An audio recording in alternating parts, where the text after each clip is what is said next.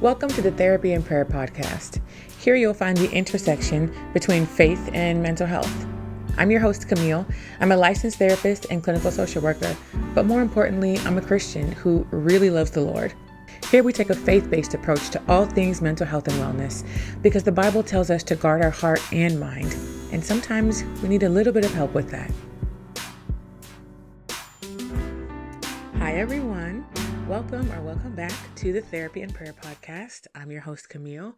And as always, I'm just so happy that you are here with me, joining me for another conversation. I'm excited to get into today's conversation. This is inspired by a devotional that a friend of mine sent me. Shout out to you, Kristen. She sent me a devotional the other day. And it was so good. So I'm going to actually read it. We're just jumping in today. Wow, look at us. I'm going to read it and then we'll kind of get into like some of my thoughts about it. But it's having to do with self-help and the self-help God. So it's titled, Leaving Behind the Self-Help God. If you're feeling lonely, overlooked, or insecure, you might be tempted to worship the self-help God that many books and speakers espouse. This God exists to make you feel better about yourself. This God can make you feel special. This approach to God is a reflection of how the church has adopted the language of our culture. What is interesting about the Christian self-help approach is that it's markedly different from God's. Consider the story of Moses. When God called him to speak to Pharaoh, Moses felt inhibited by his weaknesses. He didn't feel capable of speaking to Pharaoh or of leading the Israelites out of Egypt because he only saw his disqualifications. And how did God respond to Moses' doubt? He didn't give a self-help pep talk. He didn't affirm Moses' leadership or his talents or gifts. He didn't hug him and cheer for him and speak encouraging words over him. God didn't do any of those things. Instead, he changed the subject. God affirmed his own strength, his own leadership, his own self, because the outcome never hinged upon Moses. This story was not about Moses' strength. Moses was never meant to be the hero.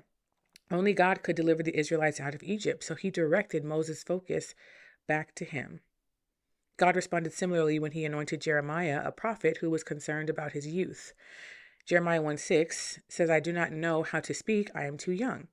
But God didn't coddle or dote on him. Rather than assure Jeremiah he was talented for his age and that he had great leadership skills or a terrific personality, God simply affirmed his own self. Do not be afraid of them, for I am with you and will rescue you. Once again, God directed his servant of his own limitations and onto the limitless of God. God cares about our insecurities, but the difference between a self-help God and the true living God is focus. The one true God responds to our insecurities with reassurances about himself. In doing so, he releases us from the source of our paralysis, shifting our gaze from the can'ts to the one who can. Now, I know that was a little bit long, but when I read that, it just really resonated with me so much. And, I know that we've been talking about doubt here lately, and I think that was very much related to this devotional. But it got me thinking about the self-help culture that we live in. And, in the mental health space, there's a lot of self-help content and literature out there. And the difference between our cultural approach to self-help versus the type of help that God offers is that one centers us and one centers God. So when I think about all of the content that there is out there about self-help or growth, a lot of it has to do with living your best life. It is self-affirming, self-focused, self-strengthening. It's all about doing things that are going to benefit you and making decisions to protect your peace, right? It's centering on ourselves, which I guess inherently doesn't sound that bad. But when we are in moments of distress and when we need something, if we just turn to ourselves for that thing, then we're going to be really limited in what we find we can do. So like when we feel anxious, afraid, insecure, whatever it might be, and then we go internal and we look to ourselves, that means that we're looking to the one who is anxious and afraid and insecure to somehow help us stop feeling anxious, afraid, and insecure. But do we see how that doesn't necessarily work that way? And so in the devotional, I really appreciated the examples that it gave about the times in the Bible where people expressed their fears to God, and He did not say, um, "You got this, you can do it." What God always says was, "Do not fear, for I am with you."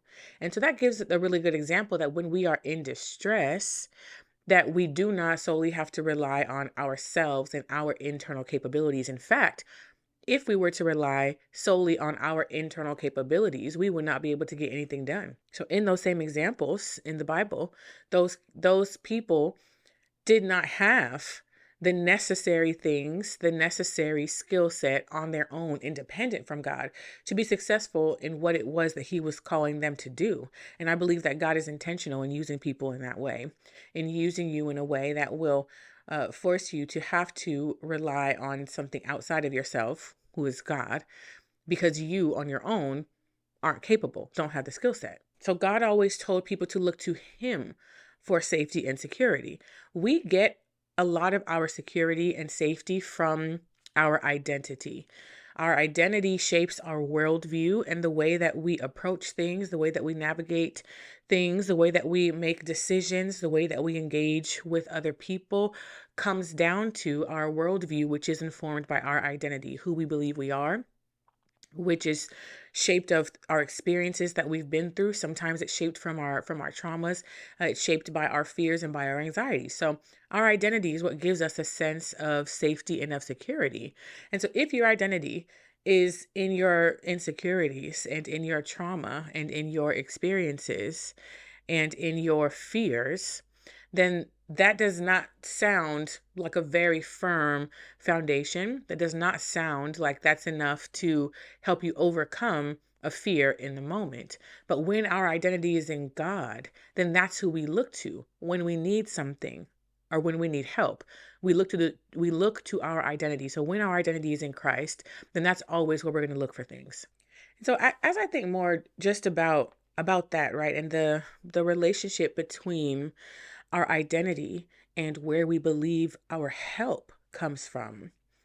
We talk a lot about, well, I talk a lot, I guess, about our relationship with God and understanding and acknowledging that He has so many different identities and He holds so many different positions in our life. But as I'm thinking about it, I think that there's really something to that. This idea that our identity, who we are, who we believe we are, our values and our belief system, that is present in everything that we do, and that guides and informs everything that we do. So when we're in a situation where we're facing something and we're unsure or uncertain, or even when we're trying to make a decision and we're unsure or uncertain, and this is also what we've been talking about a lot, when we're faced with a decision, our, I guess, instinct is to rely on either ourselves and what we have internally, or we're going to look externally to make us feel better, to things and people to make us feel better. But we are still the center of that type of help, right? It's centering us as a person and as a human. But what does it look like when we shift that and when we center God in any of the help that we are seeking?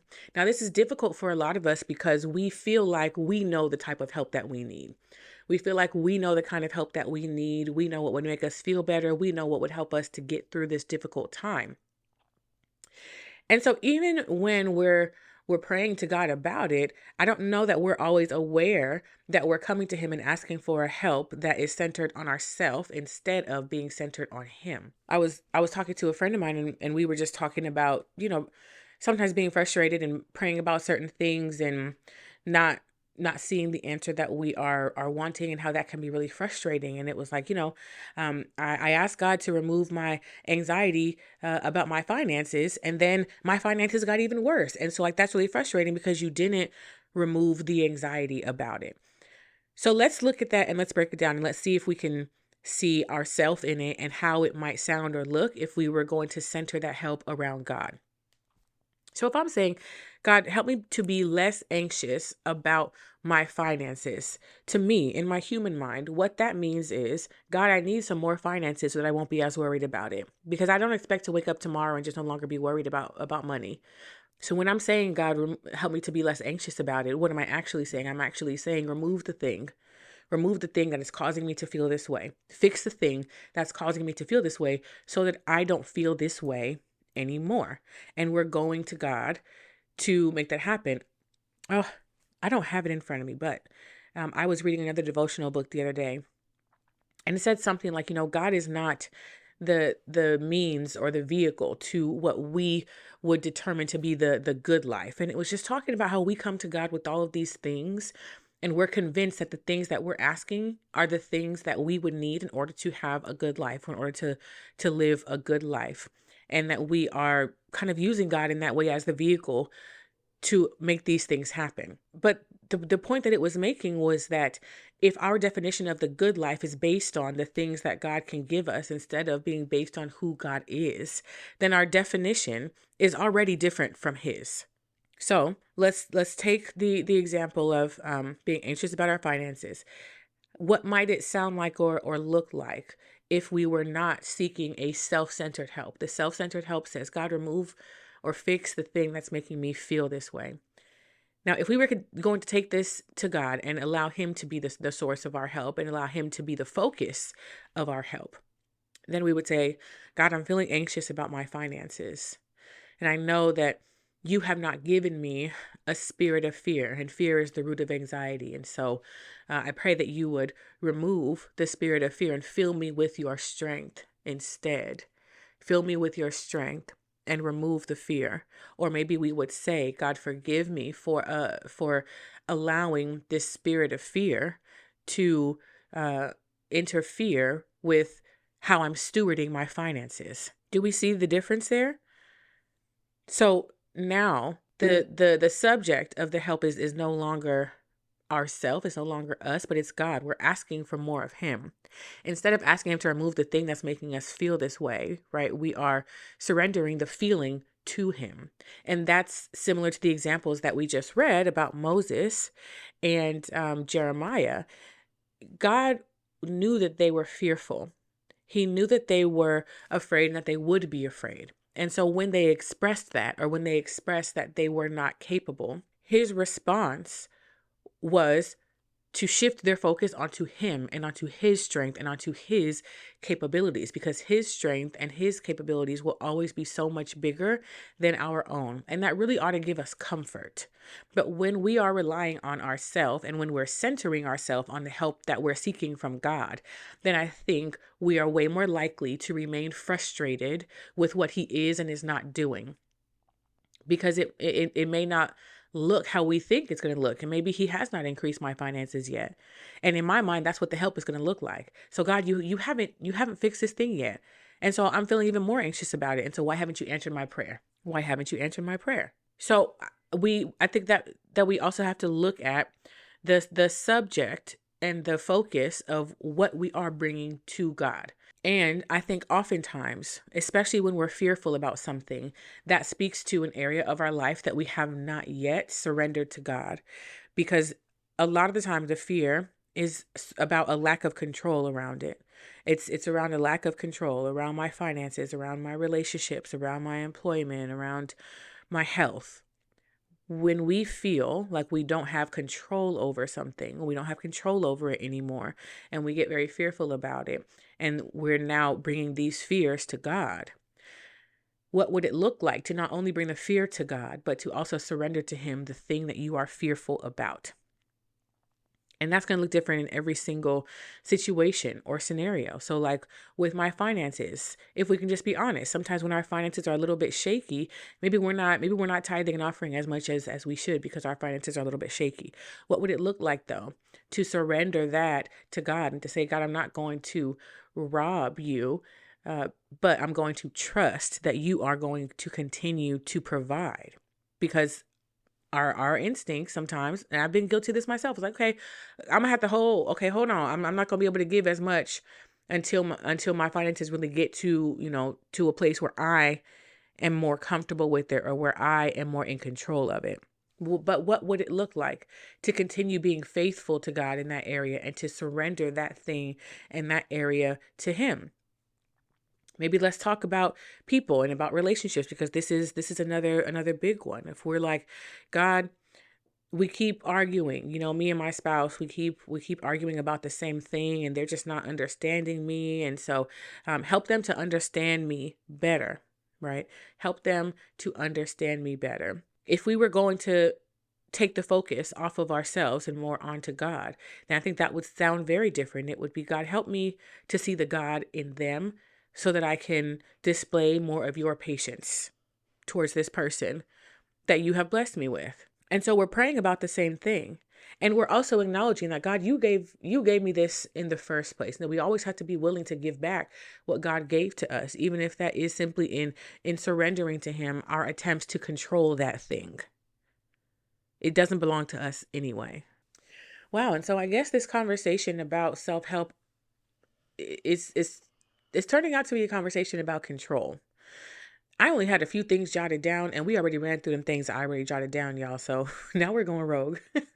As I'm talking about it and thinking through it, when I think about the times that people really reach for this self-help content and literature and things to help them feel more secure and to help them feel more capable, it's usually when we feel like we're losing control in one area of our life or another.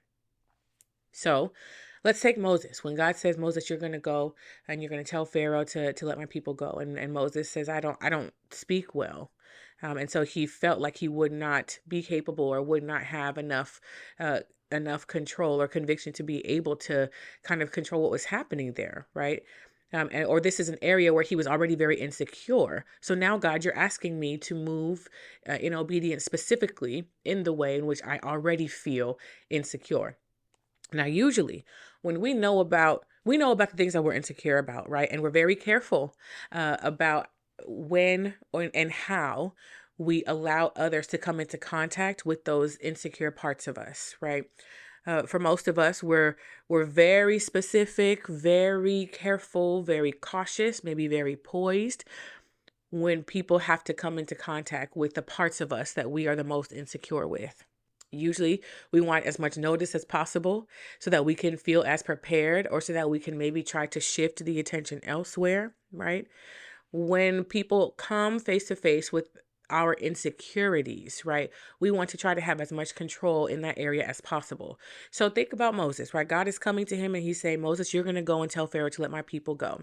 Moses is really just encountering God for the first time in this way anyway, right? So everything is like upside down, topsy-turvy right now. Everything is feeling out of control. And now I have to go and speak to Pharaoh, who Moses didn't have the best relationship with. Now let's remember that, and speak to him. And I barely even know what it is that you're wanting me to say to him. You're not giving me enough to feel prepared, right? What am I supposed to say? How am I supposed to say it? Because when we have to engage through our insecurities, we want to feel prepared because we want to feel as much in control as possible. But I really believe that this is the testimony for a lot of us, that when God uses our places of insecurity, and when he calls us to move out of obedience through an insecurity, that oftentimes that's when he can be glorified the most. And that's when we really have to just fully surrender and say, God, you're going to have to do it, because I just don't know. And those are the areas where we feel the least control in. And so God is less worried about helping us to feel like we're in control, helping us to feel comfortable, helping us to feel what we would determine to be safe. He's less worried about that, because when we step out of that, when we step out of our own comfort, and when we don't feel as safe, and when it does feel more risky, we don't have a choice but to rely on God. And so what he's saying, even in all these examples, is let's just start there. Let's just start with looking to God instead. Instead of worrying about, well, how am I going to do this? And I have to prepare for that. And, oh no, they're going to see me in this way. They're going to know about this. I'm going to have to show up in this way. Instead of doing all of that, just go to God instead. Just trust and rely on God instead. But see how we go internally, right? And we go to ourself. We go to the one who's insecure to try to make us feel less insecure. And that just sounds a little bit backwards, even as I'm saying it. When we feel insecure, we need to go to the place of true security, which is God. When we feel unsafe, we need to go to the place of true safety, which is God. When we feel restless or exhausted or drained, we need to go to the place of rest and peace and stillness, which is God. So this is a conversation about control, and this is a conversation about identity. Right. And all of the things, well, a lot of the things that exist in the wellness space are things that are going to make us feel better, things that are going to try to help us to have a more of a solid like sense of self, right? There's a lot of that, like self-assessment and self-awareness. And there absolutely is a space for that, right? I'm not going to sit here and say that those things are not important. But when we think about being in distress, the things that we reach for when we're in distress or when we're feeling uncertain and when we're feeling insecure, right? We're not going to find what we're looking for in ourselves. We're not. If we're going to find anything in ourselves, what if we're going to be looking for anything within ourselves, we ought to be looking for the Holy Spirit that's within us, right? If I'm going internal, it's going internal to allow room for the Spirit that is already within me to move through this thing. But I'm not simply relying on me, the person, the human. No, not at all. Not at all. And we shouldn't. We should not be relying simply on ourselves or looking to ourselves, right, to make us feel better or more confident in something. But if what we feel like we need is more confidence, then the question becomes, well, where do you get your confidence from? Where does it come from? If it comes from other people, then that's where you're going to go. If it comes from God, then that's where you're going to go. Now, in this conversation of control, right, let's talk about this for a little bit. There are some things that are in our control. And what we want to do is focus on the things that we can control instead of the things that we cannot.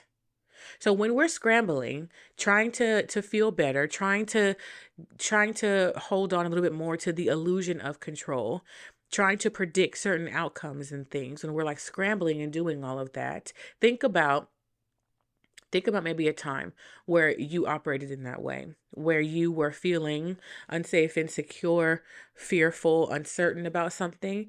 And think about your attempts at trying to grasp at more control because you felt like you were losing it. And I just want you to think about how that went for you. How did that go for you? Did it make you feel better momentarily because you were feeling like you had more control, or because you thought that you could have more control? Or did you realize that these are things that I never had control over in the first place? And to let me shift my focus to the things that I actually do have control over. You do have control over where you seek your help. You do have control over that.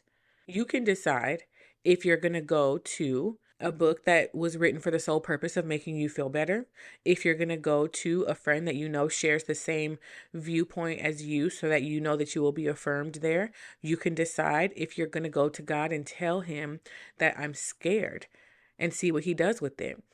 I don't remember the exact number, but I think the phrase that is repeated like the most in the Bible is do not fear, do not be afraid. I think it's Joshua chapter 1, in the first like 10 verses, that phrase is repeated 3 times. Joshua chapter 1 in verse 5, just as I was with Moses, so I will be with you. I will not leave you or forsake you. Oh, verse 6, be strong and courageous. And then again in verse 7, only be strong and courageous.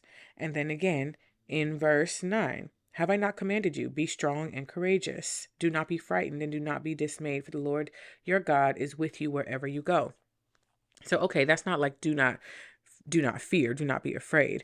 But it's saying be strong and courageous. And when we are fearful, that's what we need. What we need is strength, and what we need is courage. But if we do not feel those things on our own, independent from God, then that should tell us where we need to go when we feel fearful, which is to the source of our strength and the source of our courage. God is not always going to tell us what we want to hear.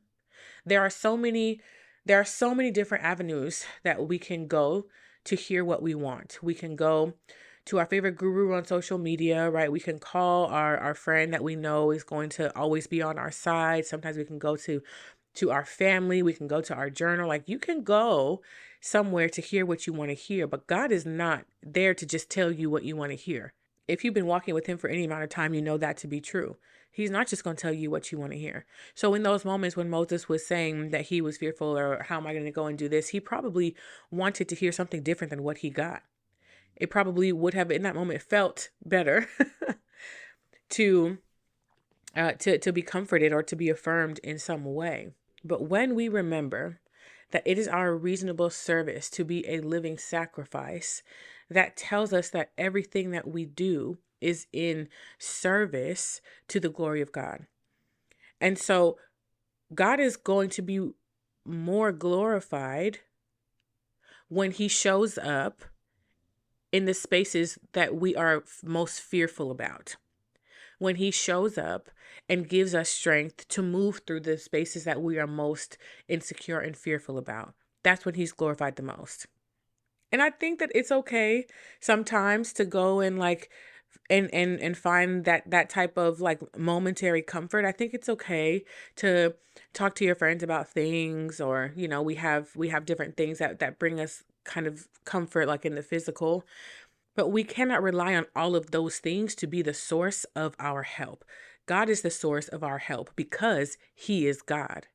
And so when he's saying, don't worry about that, just focus on me. Don't worry about that, just focus on me. What he's saying is, I have already gone ahead of you. He has already gone ahead of you and directed your path and directed your steps. It's already done. So we don't need to be fearful or insecure about it because it is already done. And so that's another part, I think, of why God is always directing us to look towards him and to be strong and courageous, because he's already worked it out and is just waiting for our obedience. And so maybe in a way, God is saying, like, just hang in there with me. Like, just hang in there because you're going to like what's on the other side of this. On the other side of this, you will be able to witness to so many more people. Through your testimony, you're going to be able to draw so many more people to Christ. On the other side of this, you will find the growth that you didn't even know that you needed. On the other side of this, you will have the strength that you thought was never available to you. On the other side of this, you will find God because he is already there. He has already gone ahead. And so when we are grasping for control because we don't know what's happening and we don't like it, we don't like not knowing what's happening, God is saying, you don't have to know what's happening because I do know what's happening. And so this is also when we rely on the promises. Remember, we talked about that. When we rely on the promises of God, when we are feeling out of control, when we are feeling fearful, the promise that he will never leave you or forsake you, the promise that he has already gone ahead, and the promise of victory because he's already won it and claimed it, the promise that he is ordering your steps, right? All of those are promises that are always true. And so when we are grasping for control and when we're feeling like misaligned with our identity, then we need to come back to those promises. That's where we can find our strength and our courage. That's where we can find our help to be able to go and continue to walk in obedience for what it is that we are being called to do. And in addition to that, like I know we're talking, I guess I'm talking right now kind of in the sense of like with Moses and Jeremiah, like when there's been a specific assignment given. But if I think about the self-help world, those materials oftentimes are utilized when we are struggling with our mental health, when we are struggling with our like emotional health and wellness. And so, okay, what does that look like then when I'm needing something because I'm feeling depressed? What does that look like when I'm needing something because I'm feeling suicidal, right? And similarly, if we look internal to ourselves when we're feeling depressed and suicidal, we will only find more justification of those feelings. And so it may not look like, okay, God's going to order your steps to get through this thing and just, be obedient to get to the other side of it. But it may look like relying on the promise that God is in it with you, that he will never leave you or forsake you, and on the promise that we can find refuge in him, right? That is a promise of the presence of God, is, and his presence is going to have a bigger impact in those moments than our own presence will have. And maybe sometimes it's about reminding us of who we are and how we were created. Maybe it's about leaning into the community that God has given us, the godly community that he's given us. But we still need to look to him instead. So if we are, or when we are feeling depressed, what does it look like to look to God in that moment? And now let's have some realistic expectations here, because it may not be God, take this depression away, and then boom, he's going to take it away. It may not be that. It may just be enough to talk to God and tell him, this is how I'm feeling. And if God's response is to look to him in that moment, he might be saying, be strong and courageous. But what does it look like to be strong and courageous? in that moment? What does it look like to be strong and courageous when you haven't been able to get out of bed for 3 days? What does it look like to be strong and courageous when you're feeling like you have no more purpose here on earth? Sometimes being strong and courageous means going against the thoughts that are the loudest in your mind. Sometimes being strong and courageous is speaking against those thoughts that are in your mind. Maybe it's going against what feels natural for you in that moment. Because what we also know on another level is that our flesh and our spirit are constantly at war with one another. So oftentimes when we are struggling with our mental and emotional wellness, that is a part of the struggle between our flesh and the spirit. That's a general statement. So there's a lot of nuance with that.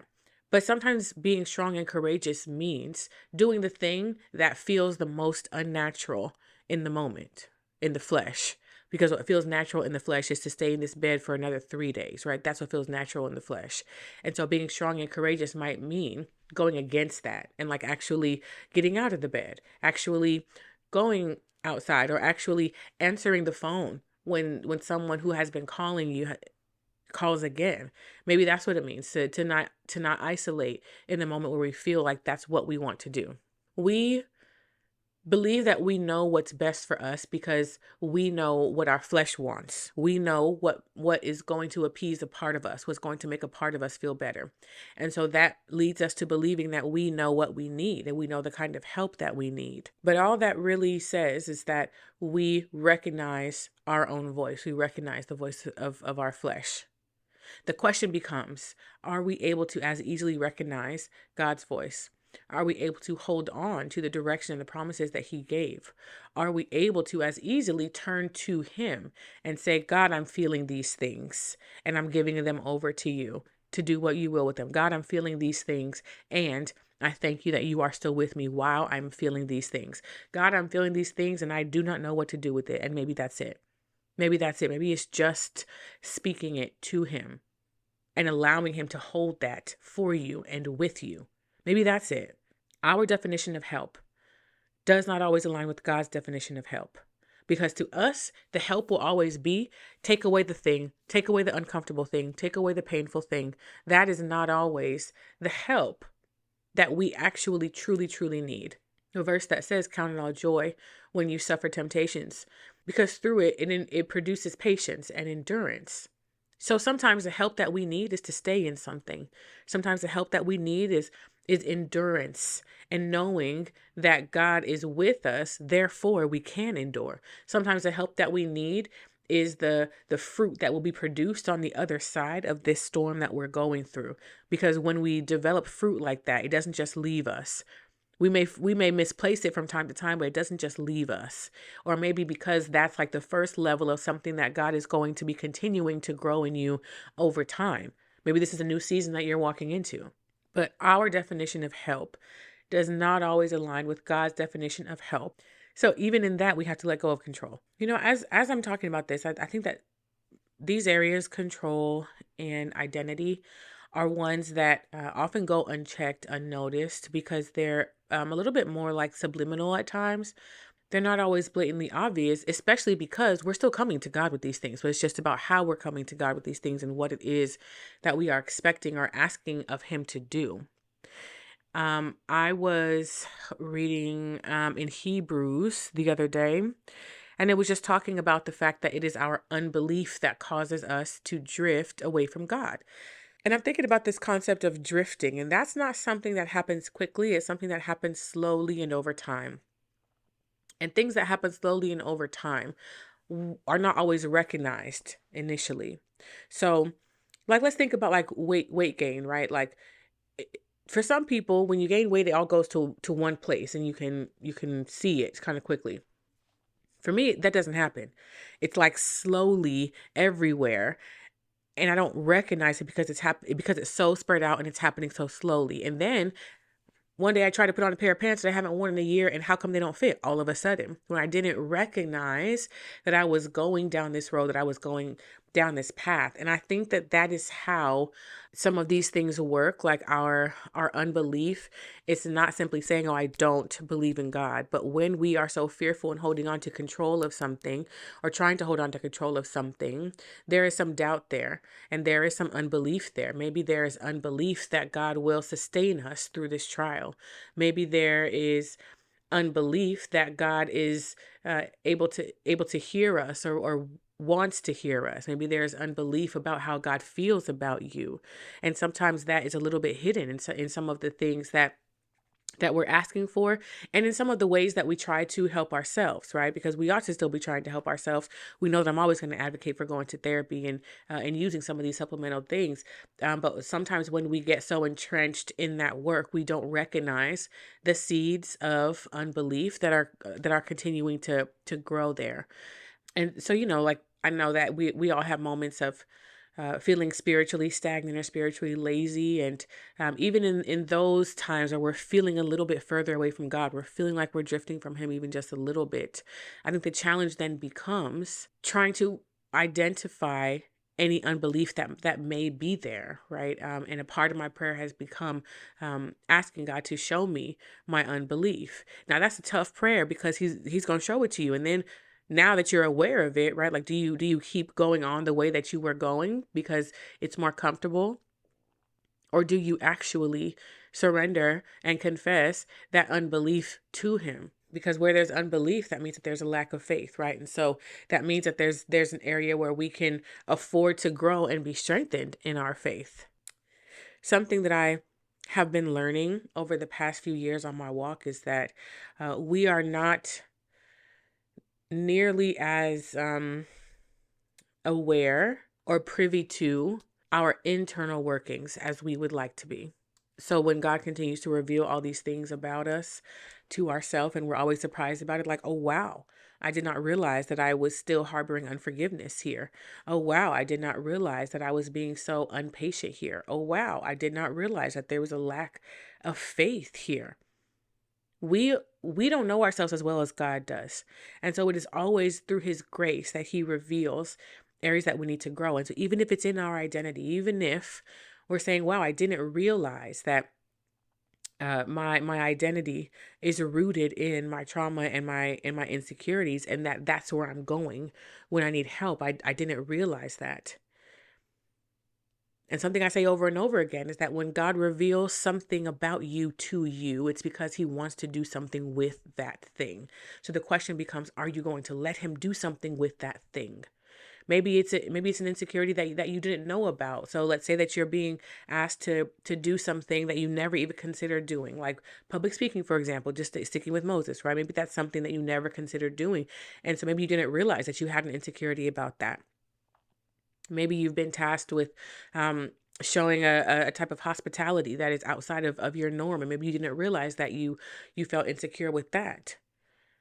And so when we have these assignments that are placed on us as well, sometimes I believe that the purpose of that is even to show us the areas that we need to surrender to God. And when we are walking with the Lord, when when we when it becomes our default to go to Him for the source of our help, then I think it becomes easier for Him to show us where we need Him more. Maybe. Or maybe what it is that when you're continuing to walk with Him and to look to Him, at least for myself, I try to look for ways to know Him more, look for ways to um, allow Him to show up more in my life. But it has become this interesting dynamic in my relationship with God. Like when He shows me something and it's like, hey, bet you didn't know this. Hey, I've been waiting to show you this. And I just have to sit with it for a little while. And I'm like, wait a minute. And y'all have seen me do that here, okay, a lot lately. Just like sitting with some things like, okay. And when He reveals something like that, it's because He is ready to do something in it. And maybe it's because He's telling us, or He's telling me, that this is where you've been going for the source of your help instead of going to me. Maybe it's that. But the prayer is that God would reveal the areas in our heart that are harboring unbelief, and that he would reveal the inaccurate parts of our identity that we are going to when we need help instead of going to him. Okay, so moving on to our scripture of the day. Today's verse is going to come from Psalms 139, verse 23 through 24. And I've heard this referred to as the identity psalm. You know, this is the one that says, God, you have searched me and known me, right? You know, when I sit down and when I rise, my comings and goings, right? It's just speaking to the fact that God knows us more than we know ourselves. And I find comfort in that. I find comfort in that because it also says that God knows our capabilities more than we do. And so when I come to something that feels really hard or that feels almost impossible, I have learned to find gratitude there, because it means if God brought me to this place, then it means that he is ready to grow me in some way. It means that he knows that I am going to be capable of getting over this obstacle or through this trial with him. And that is an area for more intimacy. Y'all know that I'm always looking for more intimacy with him. And so whenever he reveals things about us, I think that allows space for more intimacy. So Psalms 139, verse 23 and 24, search me, O God, and know my heart. Try me and know my thoughts, and see if there be any grievous way in me, and lead me in the way everlasting. I thought this was appropriate just in this whole conversation of where our help comes from, where we believe our help comes from. And I think maybe sometimes we're not even aware that we're relying on ourselves more than we're relying on God. And so maybe that's the prayer, that he would show us the ways that we are relying on ourselves too much instead of relying on him. And that is always an act of his grace, because it means that he wants to be the source of our help in this way. It means that he is inviting us to be closer with him. So search me, God, and know my heart. Search me, God, and show me where I'm getting my identity, where it is I'm getting my help from. Search me, God, and show me the areas where I am trying to hold on to too much control. Search me, God, and show me the things that I have not been able to surrender to you as of yet. Search me, God, and show me my unbelief, if there be any grievous way in me, and lead me in the way everlasting. Because we know a lot of these things on one level, right? Like theoretically, I don't think that these are brand new concepts to us theoretically, right? Especially if you've been walking with the Lord for a while.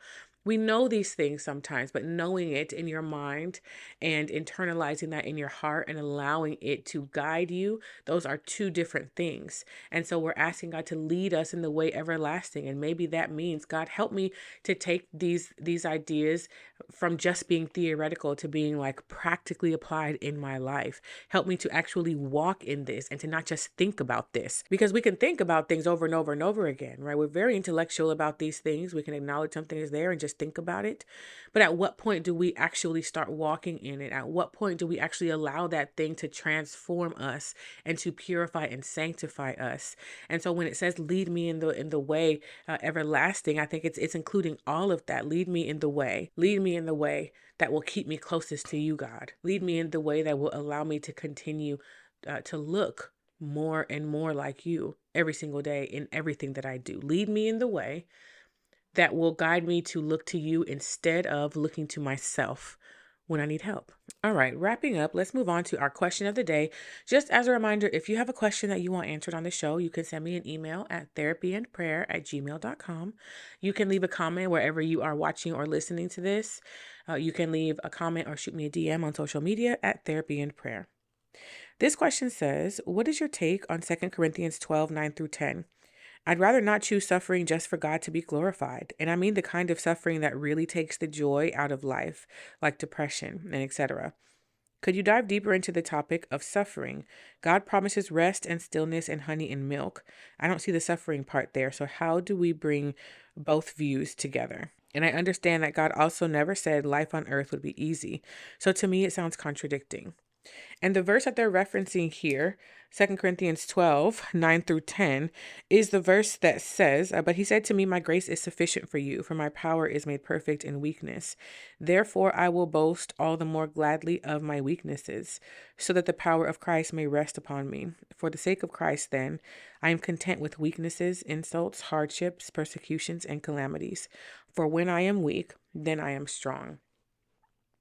Now, this question was interesting because it said, I would rather not choose suffering just for God to be glorified. But that gives the illusion that suffering is a choice, and it simply is not. The Bible says that the rain falls on the just and the unjust. Everybody in this life will go through suffering. It's just about if you want to suffer with God or without Him, truly.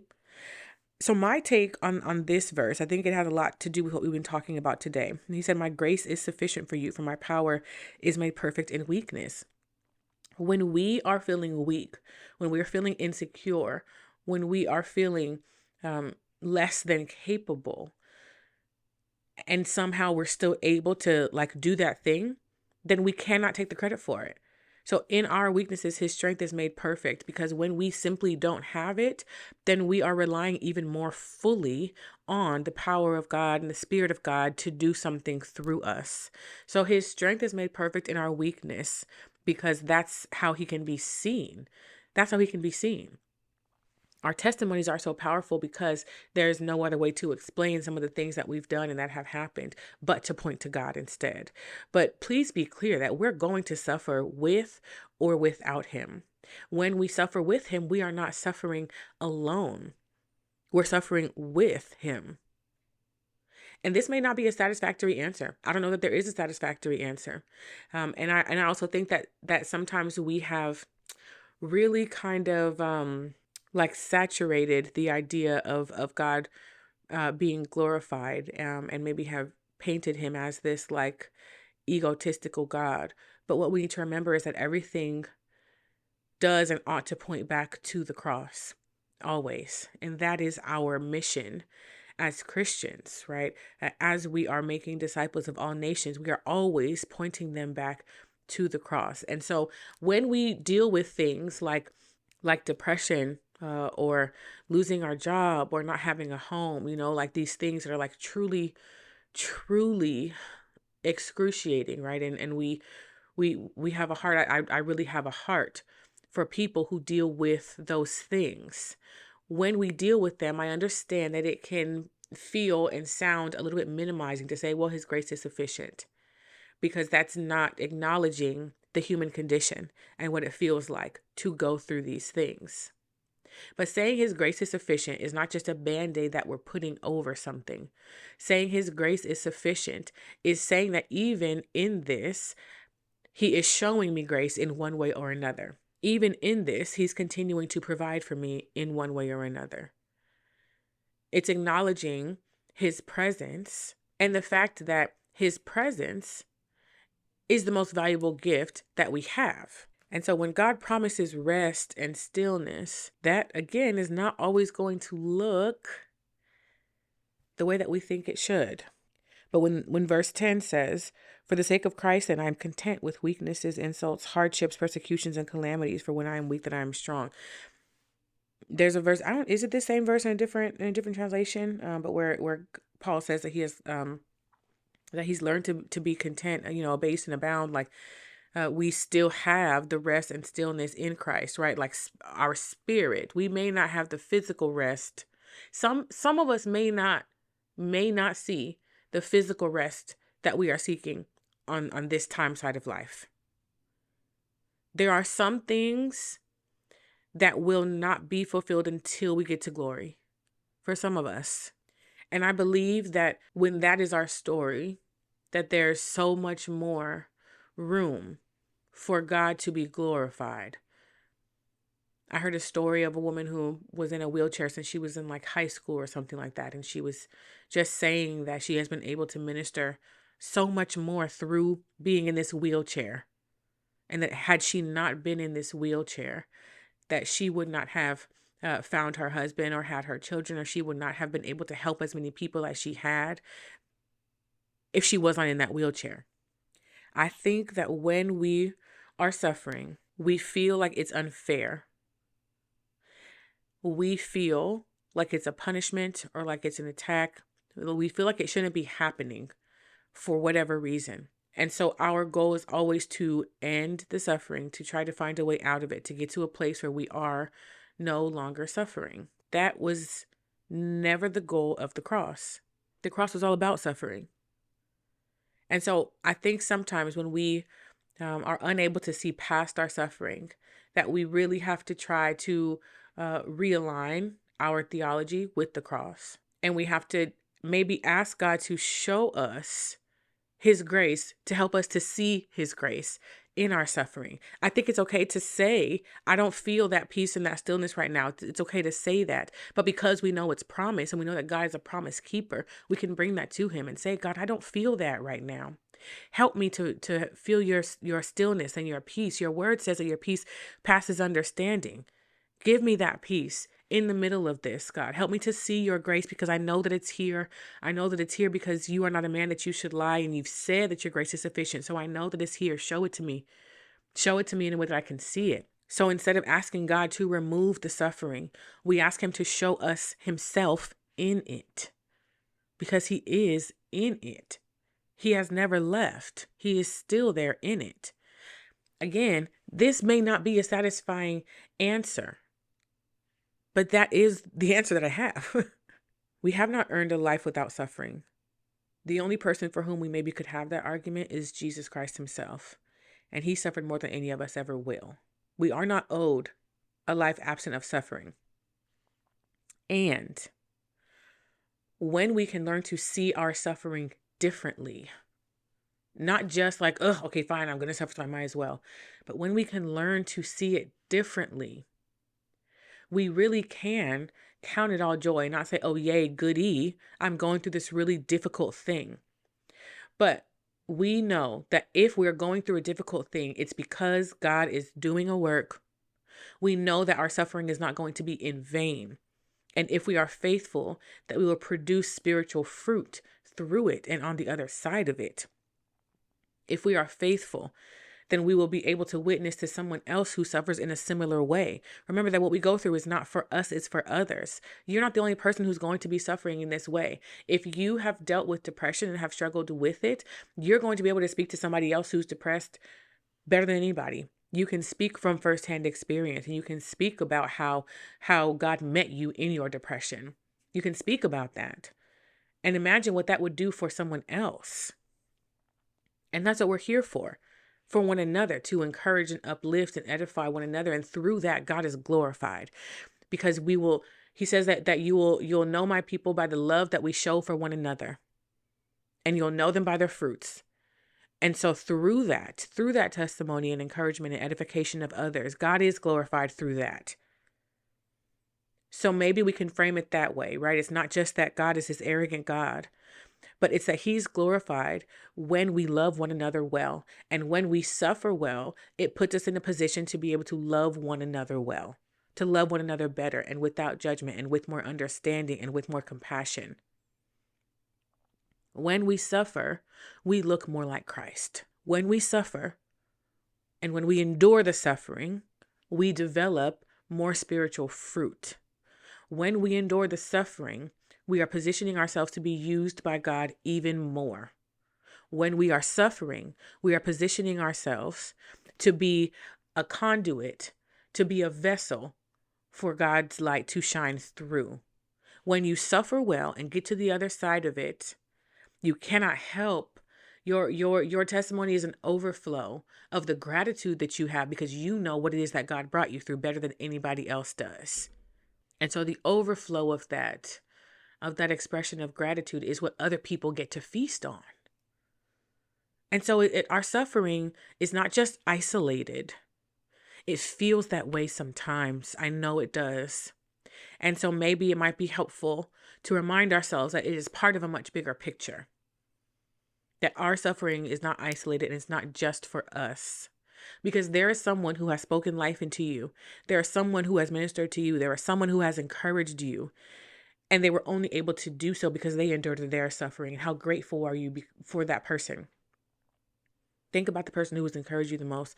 Think about the person who you learned from watching the most. Had they not gone through what they went through, you would not have been able to reap the benefits of it. And so we pay it forward to others as well. And in our suffering, that is where we find the most intimacy with God. And for some of us, unfortunately, if it weren't for our suffering, we probably would not go to God nearly as much. Probably not. A lot of us go to God when we need something. And when we're not feeling well, when we're in pain, when we're suffering, that's when we go to Him. And so for some of us, that's the thing that keeps us tethered to Him. Because if things are going well, then we feel like we don't need Him and we don't need to go to Him. So I believe that suffering is multifaceted. I believe that it is multi-productive, I guess. I'm not sure if that's a word, but now it is. But I hope that we can learn to see our suffering less in isolation and more as a part of the overall picture of what it is that we were all put here to do. And I hope that we can see what it truly means for God to be glorified through our suffering for other people. I think that if I could leave us with one thought, it's just that God is the source of our help. He just is. He's the best source of our help. There are other places that we can go, and sometimes there are other places that we ought to go, but we don't go to those places without going to God first and without taking God with us. Let's pray. Heavenly Father, God, thank you so much for this opportunity and for this conversation. God, we know that there are so many times where we feel fearful, insecure, we feel needy, we feel uncertain, we feel unstable.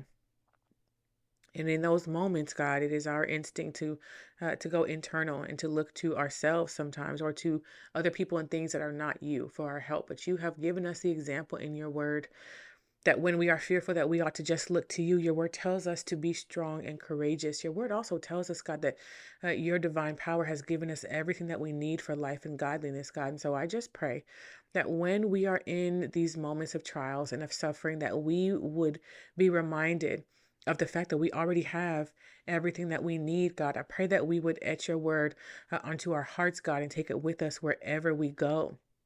I pray that we would not have to look very far to find you, because we would know that you are with us always, always. And God, please forgive us for the times where you're there with us and we don't acknowledge you, and you're there with us, but we instead reach for someone or something else, God. I pray that we would just strengthen our knowledge of you, that we would strengthen our knowledge of you, God, and that you would transform our definition and understanding of help to be more aligned with your own. I pray, Father, in those moments where we need help, that you would bring your promises to our remembrance, Father, that we would etch those promises in our hearts and in our minds. God, you are a promise keeper. You have not broken one promise yet. And one of the promises that you gave is that there would be suffering in this life, God, and we don't like that. We don't like that, and we don't like how it feels. But your word says that we ought to count it all joy, and it's in our weakness that your strength is made perfect. Your strength is already perfect, God, and so we thank you for the opportunity to allow your strength to be on display for those who come into contact with us in our weakness. God, in our weaknesses and in our insecurities, God, in those spaces where we feel the most vulnerable, I pray that we would have enough strength and courage to surrender them to you, that we would have enough strength and courage, God, to pray that we would decrease and you would increase in those spaces, Lord. If you have brought us to something, it's because you are intending to bring us through it, however that may look. And we just thank you for your sovereignty in all of it. God, help us to suffer well. Help us to suffer well, God, and we thank you for the honor and the privilege to be able to be a witness for you. Help us to take a hold of every opportunity to witness to the things that you have done for us, to witness so that we can help one another, so that we can do this walk together, God, so that we can make disciples, so that we can go into all nations making disciples, which was your commandment. God, help us to be obedient. Help us to be faithful, Lord. Help us to know that our help has always and will always come from you. I thank you for being an ever-present help, God. I thank you for being our rock and our refuge and our firm foundation. I thank you for being a promise keeper. I thank you for being God. I thank you for being God. I thank you for your Holy Spirit that is always, always with us, that you have given us. I thank you for your Son that gave us an example of what it means to suffer well. If anyone was deserving of a life without suffering, it was him. But the fact that you allowed him to go through more suffering than we ever will for us, God, we thank you for that. And we just pray that our life will make it so that that sacrifice was not in vain. And we know that your word does not come back to you void, and that when we suffer, that it's also not in vain, God. And so we just pray, Lord, that you would be glorified everywhere we go and in everything that we do. We love you so much, God, and we thank you for your Son, Jesus Christ. And it's his name that we pray. Amen. All right, everyone. That is all that I have for you. Thank you so much for being here.